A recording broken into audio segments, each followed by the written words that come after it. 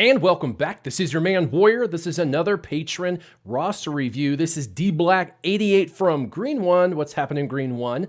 And he is a player from the very beginning, mostly free to play, got caught up in a couple of $10 packs, but all in all, mostly free to play, and is doing decently in Arena and Fleet, especially for somebody who's mostly free to play. Now, wants basically 3 areas of the game to be addressed, 3/4. One is kind of like arenas, you know, ship, arena, and regular arena. And then the second is going to be territory war teams that he should focus on. And the third is raid teams. We're going to talk about a couple of teams per phase that you should either have or should be working on. And we're going to get right into it. Now, for the arena, your arena team looks really good. And when we look at your roster, by the way, people love to see other people's rosters. This is from the beginning what a mostly free-to-play person can acquire. This is someone who's relatively focused and is doing a decent job for themselves. I see a 5-star Wampa near the bottom. We're going to have to change that.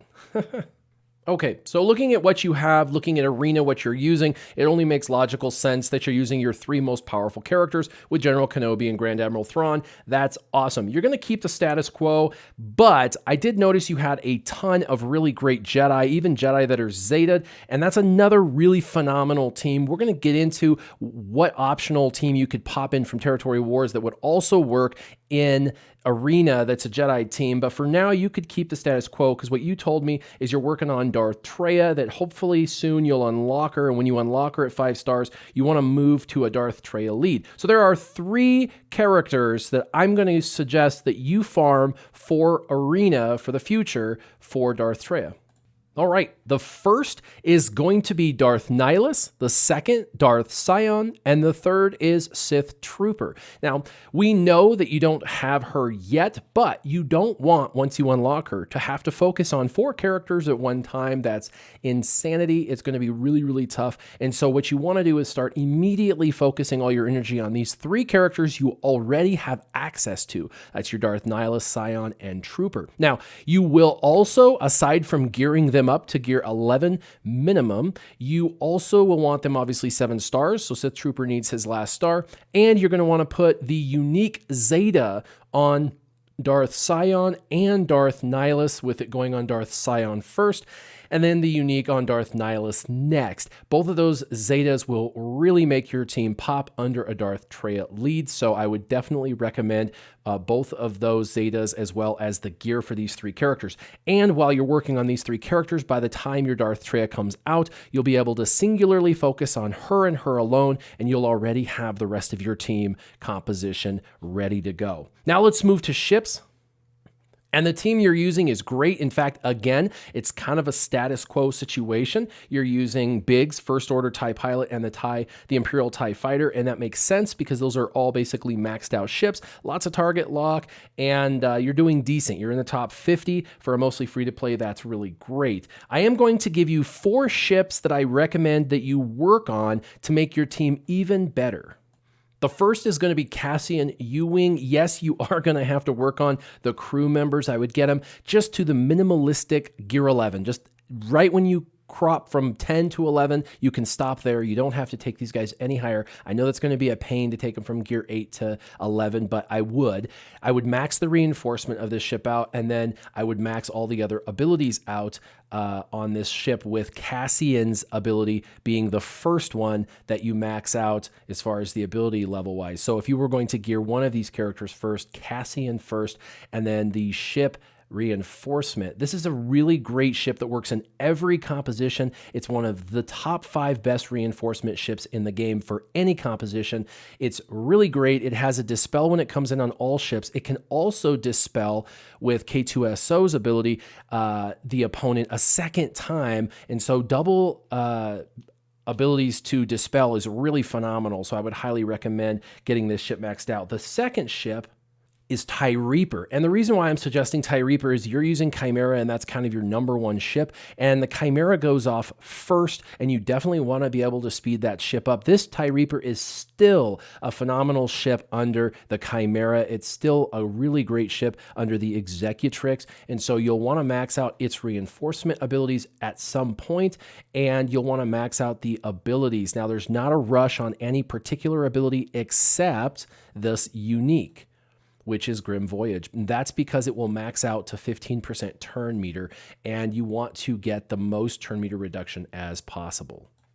Number 3 is Sunfac, his Geonosian Starfighter. You should already be sort of working on the Geos anyway, because the 3 can go through any of the PvE content like a hot knife through butter, and they work really well in territory wars, territory battles, as well as arena, of course. And so you definitely want to max out your Geos, but Geo Sunfac is phenomenal in so many lineups, so many compositions, coming in off the bench with a stun, and then an ability to do a second stun immediately on another ship is really overpowered. So it's a ton of control, and it may be the control you're looking for in your ship's arena.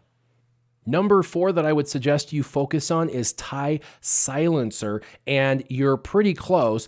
I would do the last reinforcement, the other abilities as well, and get those maxed out. The TIE Silencer works really well because it's so fast, and it's also a control ship that allows for you to stun your opponents, and it's super fast. So between the speed and the stun capability with the high damage ramping capability that it has, this should definitely be on the top of your priority list. Now we're going to go ahead and move into territory wars. We got you some tunes to focus on arena. We got you some ships to focus on for ships. Make sure you focus on your crew members and ships. Now we're going to move to the 3 factions that I think would best suit you in territory wars, and which Zetas would apply to the leaderships that you would need for these factions to work. As a side thing, there is one character that makes sense everywhere, and I would highly recommend you put this character in your favorites if you haven't already. And that is Infus Nest, because Infus Nest is bound to become free-to-play farmable soon, and you already have it 4-star, high gear, and just continue to gear her, and eventually you'll get to put a Zeta on her. She's usable everywhere in every team, and it's just amazing. It's one of those plug-and-play characters like Wampa, and Infus Nest is way higher than your Wampa as far as your gear goes. So definitely think that this should just be a side project for gearing to finish off as someone you should focus on.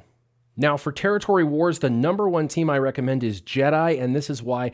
Great for territory war teams, offense and defense, and you can use this Jedi team in arena. It's going to give you another team that will really compete against everybody in that top 100. And you have General Kenobi basically done. You've got Ezra Bridger basically done with a Zeta nonetheless. You have Hermit Yoda, who doesn't have to have any Zetas. He's naturally fast already, so he's good. And then I see you've got Grandmaster Yoda already at 7-star gear 11, just sitting there without his Zeta, and Bastila Shan at 4 stars. So the 2 characters in this I would focus on is Bastila and her gear, and Grandmaster Yoda and his Zeta. So Bastila, gear and Zeta, and Grandmaster Yoda, just his Zeta, and you instantly have a really naturally fast, very durable Jedi team for territory wars, territory battles, and the ability to use them in arena as an alternate team to either your Traya lead that will soon come down the road, but this is even more viable now than even your Traya potential, because you have all the pieces already sitting here to gear. So that would be the first team I would focus on for territory wars. Number 2 is Ewoks. And the reason why I picked Ewoks is I looked at all of your development of every single faction, and I noticed that for all of the factions, that I would suggest, you either have them pretty well developed or you have them not developed at all. And so I needed to find a faction that works really well in territory wars, because that's what you asked about, that could really work well in offense, that you were pretty close to being done with, and that is going to be the Ewoks for you. You are really far on the development of Ewoks. Now, you don't need any Zetas on this team except for Chief Chirpa lead, and you could potentially down the road at some point put one on Wicket, but you don't need to. The characters you're going to want to focus on is Elder, who's already pretty high, Wicket, who's already pretty high, And then Chirpa, Logray, and Poplu. Now your Poplu is pretty low, your Logray is pretty low, and your Chirpa is pretty low gear-wise. Halfway as far as Logray and Chirpa go, but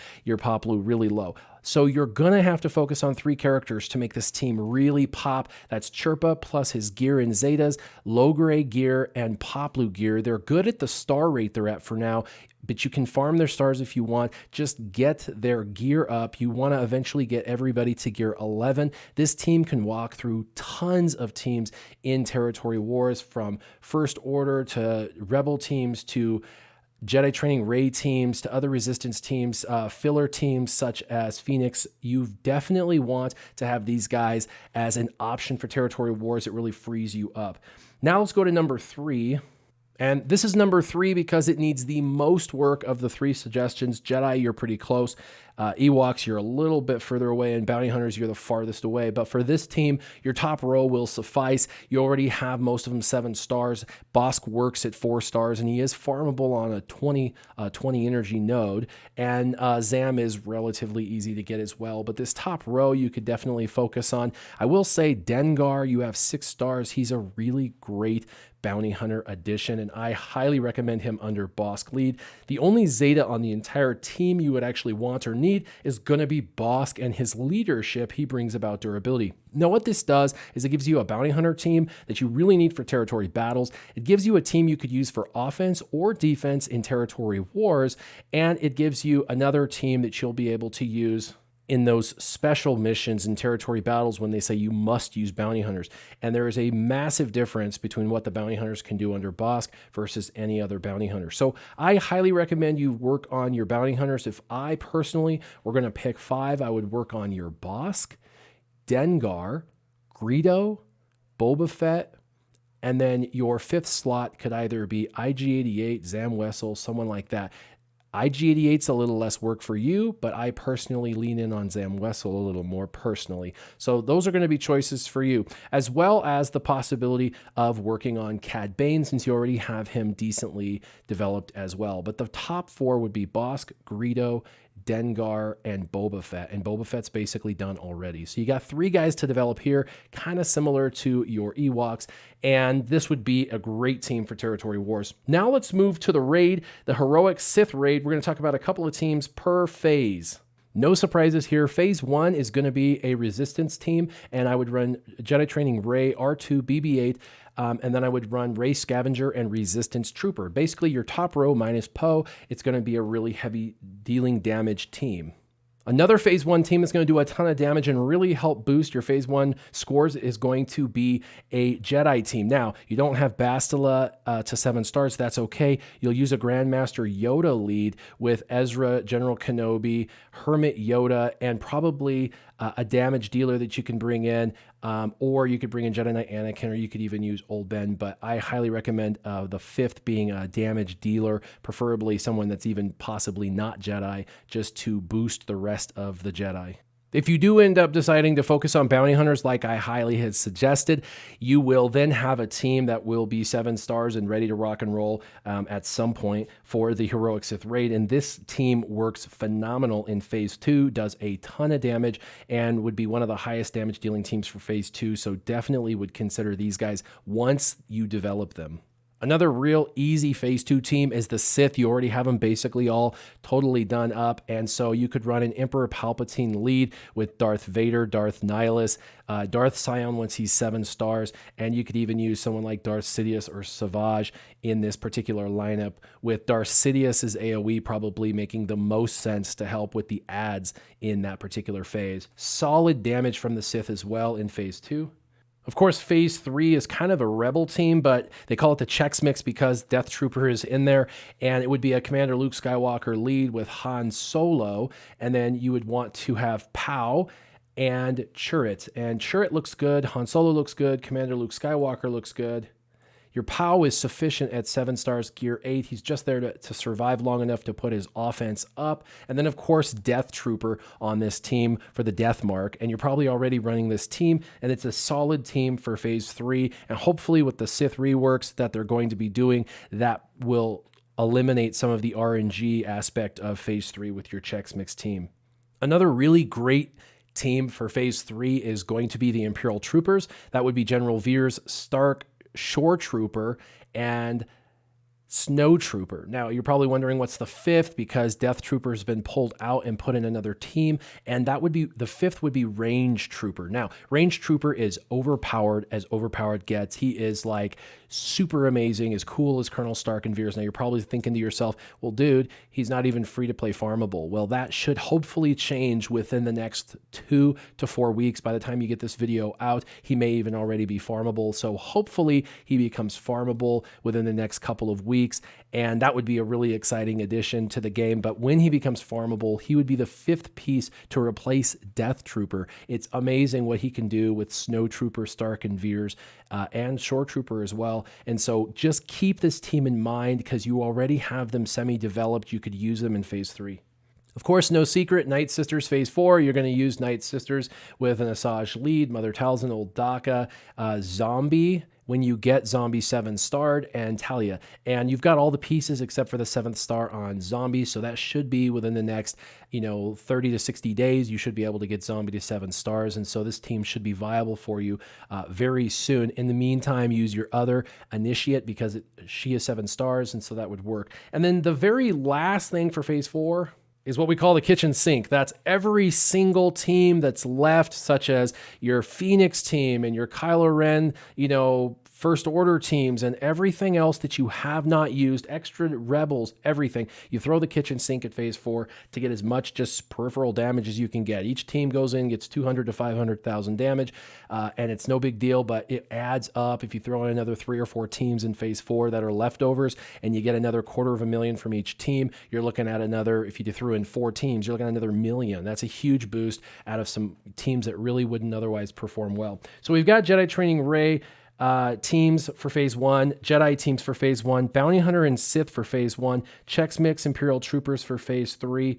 I think I just said Bounty Hunters and Sith for phase 1, but they're phase 2, obviously. And then for phase 4, Night Sisters in the kitchen sink. What's cool is for phase 1, you already have Jedi Training Rey teams done. Your Jedi are almost there. For phase 2, your Sith are basically done, and you can work on Bounty Hunters for Territory Wars and the Raid. Your phase 3 teams, Chex Mix is already done, and Imperial Troopers are nearly there. And for phase 4, your Night Sisters are basically done, and the kitchen sink is what you have left over. So that's what I would suggest. DBlack88, I hope this helps you with Arena and some individuals to farm and Zeta, and for ships, some ships that you need to focus on and crew members you need to focus on. Hopefully this gives you focus on the top 3 Territory War teams and which Zetas, and the top 6 raid teams for the Heroic Sith raid for you. This has been pretty comprehensive. If you have any questions though, you can hit me up on private Discord. For anybody else who's watching, if you have ideas for DBlack88, leave them in the comments down below, and keep your gaming on. Warrior out.